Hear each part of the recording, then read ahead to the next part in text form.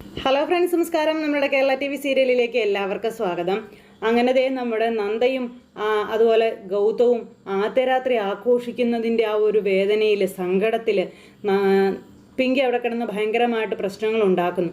ഈ സമയം പിങ്കിയുടെ കള്ളക്കളികളെല്ലാം കൈയോടെ പിടികൂടിയ ലക്ഷ്മിയോടും മോഹിനിയോടും വാക്കുചാതുര്യം കൊണ്ട് പിടിച്ചു നിൽക്കുകയാണ് പിങ്കി. അവസാനം പിങ്കിയുടെ മുന്നിൽ അവരെ മുട്ട് കുത്തിച്ചു. ഞങ്ങൾ വേണമെങ്കിൽ സോറി പറയാം എന്നുള്ളൊരവസ്ഥയിൽ വരെ പിങ്കി കൊണ്ടുവന്ന് എത്തിച്ചവരെ.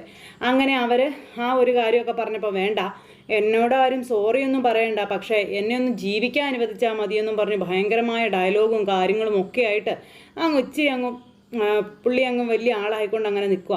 ആ സമയം അങ്ങോട്ടേക്ക് നമ്മുടെ അർജുൻ വന്നു. അർജുൻ വന്നപ്പോൾ എന്താ കാര്യം എന്ന് ചോദിച്ചു.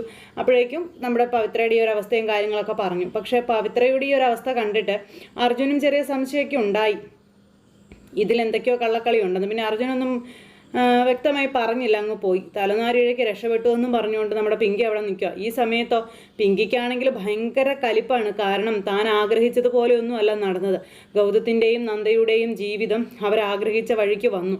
നന്ദ ഗൗതത്തിൻ്റേതായി, ഗൗതം നന്ദയുടേതായി. അവിടെ ഒന്നുമല്ലാതെ വെറും ഒരു പാഴായി മാറിയത് താനാണെന്നുള്ള ആ ഒരു ചിന്താഗതി പിങ്കിയിലേക്ക് ഇങ്ങനെ ഭയങ്കരമായിട്ട് ഇങ്ങനെ വന്നു. അത് കഴിഞ്ഞ് പിന്നെ ഇവരെല്ലാവരും രണ്ടുപേരും കൂടെ ചേർന്ന് പവിത്രയെ ബെഡ്റൂമിൽ കൊണ്ടുപോയി കിടത്തി. പവിത്രയാണെങ്കിൽ പിച്ചുമ്പയൊക്കെ ഇങ്ങനെ കിടന്ന് പറയും, എനിക്ക് ഉറക്കം വരുവാണെന്നും പറഞ്ഞു. അങ്ങനെ പവിത്രയെ ഒരു തരത്തിൽ ഇവർ ബെഡ്റൂമിലേക്ക് കൊണ്ടുവന്നാക്കി. ബെഡ്റൂമിൽ പോയി കിടന്ന് പവിത്ര കിടന്നതറിയാതെ അങ്ങ് ഉറങ്ങി. അത് കഴിഞ്ഞപ്പോഴേക്കും പിങ്കിയോട് നമ്മൾ അത്രയും പറഞ്ഞത് കൂടിപ്പോയല്ലേ ഏട്ടത്തി, എന്നാലും പവിത്രയ്ക്ക് എന്തായിരിക്കും സംഭവിച്ചത് എന്നൊക്കെ ഇങ്ങനെ ചോദിക്കുമ്പോൾ പിങ്കി ഇപ്പോൾ പറഞ്ഞതൊന്നും അത്ര പൂർണ്ണമായും വിശ്വസിക്കാനൊന്നും പറ്റത്തില്ലെന്ന് നമ്മുടെ മോഹിനി പറയാം. അപ്പോൾ പിങ്കിയുടെ മുന്നിൽ വെച്ച് മോഹിനി അങ്ങനെ അല്ലല്ലോ പറഞ്ഞതെന്ന് ലക്ഷ്മി ചോദിച്ചപ്പോൾ, പിന്നെ ഞാനെന്താ പറയേണ്ടത്, എന്തായാലും എന്തൊക്കെയോ കള്ളത്തരമുണ്ട്, അത് 100% ഉറപ്പാണ്, അത്ര പെർഫെക്റ്റ് ഒന്നും അല്ല ആൾ എന്നും പറഞ്ഞ് അങ്ങനെ അങ്ങ് പറഞ്ഞു. അപ്പോൾ ആ ഒരു തരം കഴിഞ്ഞിട്ട് ഇവരങ്ങ് പോയി. അറിയാത്ത കാര്യങ്ങളെപ്പറ്റി നമ്മളായിട്ടിനി സംസാരിക്കാൻ നിൽക്കണ്ടെന്ന് ലക്ഷ്മി പറഞ്ഞു. ഇതൊക്കെ കഴിഞ്ഞു. പിങ്കിക്കാണെങ്കിൽ കിടന്നിട്ട് ഉറക്കം വരുന്നില്ല. പിങ്കി കിടന്ന് വെപ്രാളം കൂട്ടുവാണ്. അകത്തെന്താ, അതായത് നന്ദയുടെയും ഗൗതത്തിൻ്റെയും മുറിയിൽ എന്താണ് സംഭവിക്കുന്നത് എന്നറിയാതെ ആ ഒരു വെപ്രാളവും ടെൻഷനും കാര്യങ്ങളും എല്ലാം കാരണം പിങ്കി എങ്ങനെയൊക്കെയോ നേരം ഇരുട്ടി വെളുപ്പിച്ചു.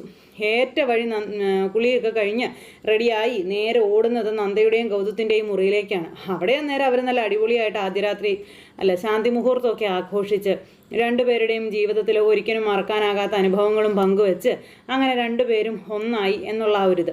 ഈ സമയം നമ്മുടെ പിങ്കി നേരം വെളുത്തതേ കയറി ചെല്ലുമ്പോൾ കാണുന്നത് അവർ രണ്ടുപേരും കൂടി കിടന്ന ബെഡ് അലങ്കോലമായിട്ട് കിടക്കുകയാണ്. മൊത്തം ചുളുങ്ങി, അതുപോലെ ആ ഒരു ബെഡ്ഷീറ്റൊക്കെ ഭയങ്കര ഇതായിട്ട് ഇങ്ങനെ. അപ്പോൾ റൂമിൽ നോക്കിയപ്പോൾ ഗൗതത്തിനെ കാണുന്നില്ല, അതുപോലെ നന്ദയെയും കാണുന്നില്ല. ഇവർ രണ്ടുപേരെയും കാണാതെ വന്നു. ഇങ്ങനെയൊക്കെ നോക്കിയപ്പോഴേക്കും ഈ ബെഡ് കണ്ടപ്പോഴത്തേക്കും എന്താ പറയുന്നത്, എൻ്റെ പൊന്നെ പിങ്കി പിന്നെ ഭ്രാന്തിയായി. ഒരുമാതിരി രക്തരക്ഷസിനെ പോലെ കിടന്ന് ഉറഞ്ഞു തുള്ളുവാണ് ഇത് കണ്ട്. അപ്പോൾ ഇവർ രണ്ടുപേരും ഇന്നലെ രാത്രി ശാന്തി മുഹൂർത്തം നന്നായി ആഘോഷിച്ചു എന്നുള്ളത് പിങ്കിക്ക് മനസ്സിലായി. അങ്ങനെ ഗൗതം നന്ദയുടേതായി എന്നുള്ളതും മനസ്സിലായി ഈ പറയണ പിങ്കിക്ക് പിന്നെ സഹിക്കോ? പിങ്കിയുടെ സമനില തെറ്റിയില്ലേ? പിങ്കിയാണ് അവിടെ കിടന്ന് എന്തൊക്കെയാണ് കാട്ടിക്കൂട്ടണതെന്ന് ആർക്കും പറയാൻ പറ്റാത്തൊരവസ്ഥ. ഈ സമയത്ത് അവർ രണ്ടുപേരും കൂടെ കിടന്ന ആ ഒരു ബെഡ്ഷീറ്റ് വലിച്ചു പൊക്കി ഊരിയെടുത്ത് അതും കൊണ്ട് പായുവാണ് പുറത്തേക്ക്. അപ്പോഴാണ് നമ്മുടെ നന്ദ വാഷ്റൂമിലേക്ക് പോയിട്ട് അങ്ങോട്ടേക്ക് വന്നപ്പോൾ തൻ്റെ റൂമിൽ ബെഡിലുണ്ടായിരുന്ന ബെഡ്ഷീറ്റും കാര്യങ്ങളൊന്നും കണ്ടില്ല. ഇത് കണ്ടു കഴിഞ്ഞപ്പോഴത്തേക്കും നമ്മുടെ നന്ദയ്ക്ക് ആകെ ഇതായി, ഇവിടെ കിടന്ന ബെഡ്ഷീറ്റ് എന്ത് ചെയ്യുന്നുള്ളത്. അപ്പോൾ ശബ്ദവും തട്ടും മുട്ടും ഒക്കെ കേട്ടായിരുന്നു നന്ദ. ഇറങ്ങി വന്നു കഴിഞ്ഞപ്പോൾ ഇതിവിടെ ഇല്ല. അപ്പോൾ തന്നെ പിങ്കിയോ മറ്റാരെങ്കിലും ആയിരിക്കും എന്ന് വിചാരിച്ച് വേഗം തന്നെ നമ്മുടെ നന്ദ ഇറങ്ങി പോവാം. നന്ദയും പിന്നാലെ പിങ്കിയുടെ പുറകെ പോവാം. പിങ്കിയാണെങ്കിൽ ഇതെല്ലാം കൂടെ വലിച്ചു പൊക്കി നേരെ മുറ്റത്തേക്ക് വലിച്ചെറിഞ്ഞിട്ട് അകത്ത് പോയി പെട്രോളും എടുത്തുകൊണ്ട് വന്ന് ഇത് ഈ തുണിയിലേക്ക് മുഴുവനും കൂടെ അങ്ങ് ഒഴിച്ച് മൊത്തം അങ്ങോട്ട്, അതായത് ഈ തുണി നശിപ്പിച്ച് കളയാൻ വേണ്ടിയിട്ട് അങ്ങനെ മൊത്തം അതിലേക്ക് ഒഴിച്ചിട്ട് തീയും കൊളുത്തി. അപ്പം നന്ദ ഇതവിടെ കണ്ടുകൊണ്ട് നിൽക്കുക കേട്ടോ. നന്ദ അന്നേരത്തേക്കും പിങ്കി എന്ന് പറഞ്ഞ് വിളിച്ചപ്പോഴത്തേക്കും പിങ്കി നന്ദേനെ ഒരു നോട്ടം, നീ എന്ത് ഭ്രാന്തായി കാണിക്കുന്നതെന്ന് ചോദിച്ചപ്പം, അതെ എനിക്ക് ഭ്രാന്താ, എൻ്റെ ഭ്രാന്തിനിരയാകാത്ത നീ എൻ്റെ കൺമുന്നിൽ നിന്ന് പോകാനൊക്കെ പറഞ്ഞുകൊണ്ട് നന്ദയോട് ഭയങ്കരമായിട്ട് ഷൗട്ട് ചെയ്ത് സംസാരിക്കുന്നു. നന്ദ ചോദിച്ചു, നിനക്കിത് എന്താണെന്ന് ചോദിച്ചു കഴിഞ്ഞപ്പോഴത്തേക്കും മാറി നിൽക്കാനാ പറഞ്ഞതെന്നും പറഞ്ഞുകൊണ്ട് നേരെ അവിടെ നിന്ന് തലയ്ക്ക് വെളിവില്ലാതെ മുറിയിലേക്ക് പോണു. നന്ദയ്ക്ക് അന്നേരം മനസ്സിലായി ഇവൾക്കാണെങ്കിൽ ഇന്നലത്തെ രാത്രിയിൽ ഇവരുടെ ജീവിതം സഫലമായി എന്ന് മനസ്സിലാക്കിയതിൻ്റെ കുശുമ്പും കണ്ണുകടിയുമാണെന്ന്. അപ്പോൾ അത് സഹിക്കാൻ മേലാതെയാണ് ആശാത്തി ഇതൊക്കെ ചെയ്തു കൂട്ടിയിരിക്കുന്നതെന്നുള്ള കാര്യം മനസ്സിലായി നമ്മുടെ നന്ദയ്ക്ക്. പക്ഷേ പിന്നീട് വരുന്ന ഭവിഷ്യത്ത് എന്താണ് എന്നൊന്നും ചിന്തിക്കാതെയാണ് പിങ്കി ഈ വക കാട്ടായങ്ങളൊക്കെ കാണിക്കുന്നത്. ഇതെല്ലാം കണ്ട് എൻ്റെ ഗൗതത്തിനെ എനിക്ക് നഷ്ടപ്പെട്ടു. ഇതൊക്കെയാണ് ചുമ്മാ മനസ്സിൽ ഇങ്ങനെ ചിന്തിച്ചു കൂട്ടുന്നത്. എന്നിട്ട് ആശാത്തി നേരെ പോവാ.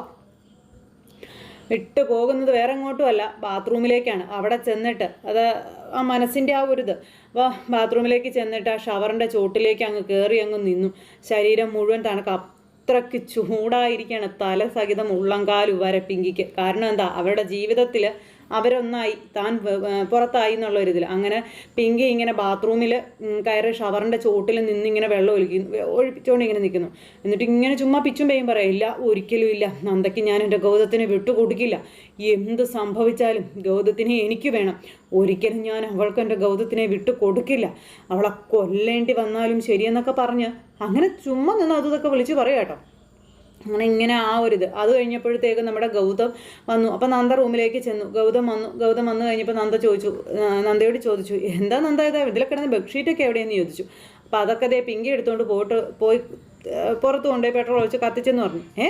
പിങ്കി എടുത്തുകൊണ്ട് പോയി കത്തിച്ചെന്നു, താൻ എന്തൊക്കെയാ പറയുന്നതെന്ന് ചോദിച്ചപ്പം അതെ, പിങ്കിയുടെ മനസ്സിലെ വിദ്വേഷം മുഴുവൻ ആ ഒരു ബെഡ്ഷീറ്റിൽ പിങ്കി തീർത്തിട്ടുണ്ടെന്ന് പറഞ്ഞു.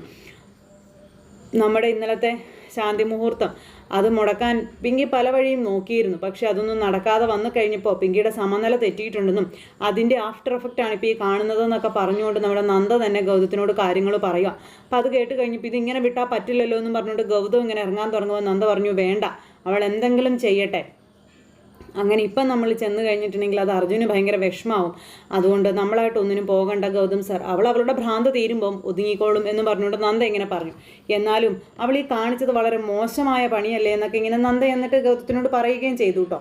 ഇവർ രണ്ടുപേരും പിങ്കിയുടെ സകല സൂക്കേടുകളും മനസ്സിലാക്കിക്കൊണ്ട് ഇങ്ങനെ നിൽക്കുക. പക്ഷേ ഇനിയിപ്പോൾ പിങ്കി ഇവിടെ കിടന്ന് കാണിച്ചു കൂട്ടുന്നതിന് അപ്പോൾ മറുപടി കൊടുക്കാൻ തന്നെയാണ് ഗൗതത്തിൻ്റെ തീരുമാനം. അങ്ങനെ നമ്മൾ ഒരുമിച്ച് ജീവിക്കുന്നത് അവൾക്ക് സഹിക്കില്ലെന്നും അല്ലെങ്കിൽ സാർ എൻ്റേതായതൊന്നും അവൾക്ക് സഹിക്കാൻ പറ്റിയിട്ടില്ലെന്നൊക്കെയുള്ള കാര്യങ്ങളൊക്കെ നമ്മുടെ ഗൗതം നന്ദയും കൂടെ ബെഡ്റൂമിൽ ഇരുന്ന് പറയുന്നു. ഇതെങ്ങാനും അർജുൻ അറിഞ്ഞു കഴിഞ്ഞിട്ടുണ്ടെങ്കിലുള്ള അവസ്ഥ എന്താ? പിങ്കി പിന്നെ ആ വീട്ടിൽ ജീവിക്കേണ്ടി വരുമോ? ഇല്ല. പിങ്കിയുടെ സകല ഇടപാടുകളും തീർത്ത് തരിപ്പണമാക്കി കൊടുക്കില്ലേ നമ്മുടെ അർജുൻ?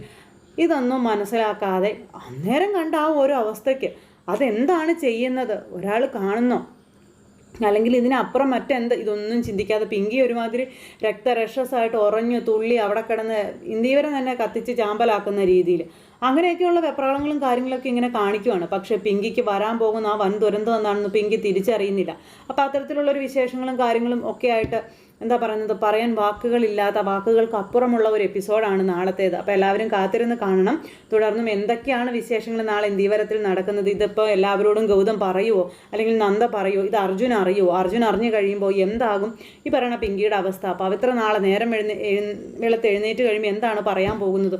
അങ്ങനെ 1000 കാര്യങ്ങളുണ്ട്. അപ്പോൾ ആരും തന്നെ മിസ് ചെയ്ത് കളയരുത് കേട്ടോ. എല്ലാവരും കാത്തിരുന്ന് കാണണേ. എല്ലാവർക്കും നല്ലൊരു ദിവസം ആശംസിക്കുന്നു. എല്ലാവരുടെയും സപ്പോർട്ടിനും സ്നേഹത്തിനും ഒത്തിരി നന്ദി അറിയിക്കുകയാണ്.